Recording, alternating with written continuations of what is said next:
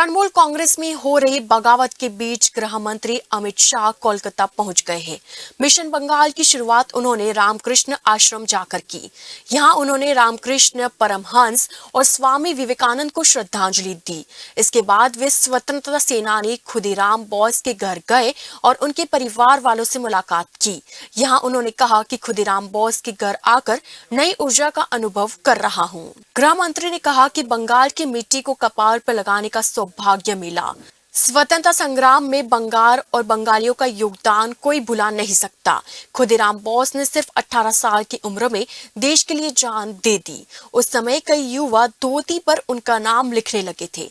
उन्होंने कहा कि ये सहयोगी है कि आज ही के दिन राम प्रसाद बिस्मिल, अशफाक उल्लाह खां, रोशन सिंह और राजेंद्र नाथ लाहिड़ी को भी फांसी हुई थी।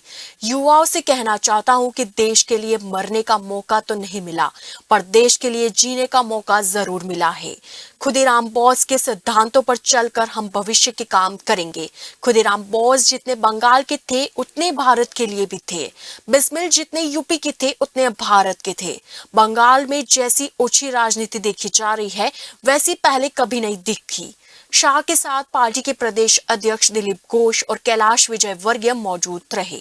2 दिन के इस दौरे में वे बंगाल में होने वाले विधानसभा चुनाव में पार्टी की रणनीति का खाका खींचेंगे। पश्चिम बंगाल के चुनाव में भाजपा कोई कसर नहीं छोड़ना चाहती, इसलिए राष्ट्रीय अध्यक्ष जेपी नड्डा के कोरोना संक्रमित होने के बाद यहां का चुनावी मोर्चा खुद अमित शाह ने संभाला है।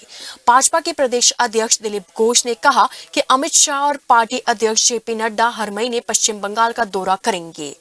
यहां अगले साल अप्रैल मई में विधानसभा चुनाव होने की संभावना है। पहले नड्डा अक्टूबर में 1 दिन के लिए उत्तरी बंगाल गए थे। कुछ दिन पहले ही वे 2 दिन के दौरे पर पहुंचे थे।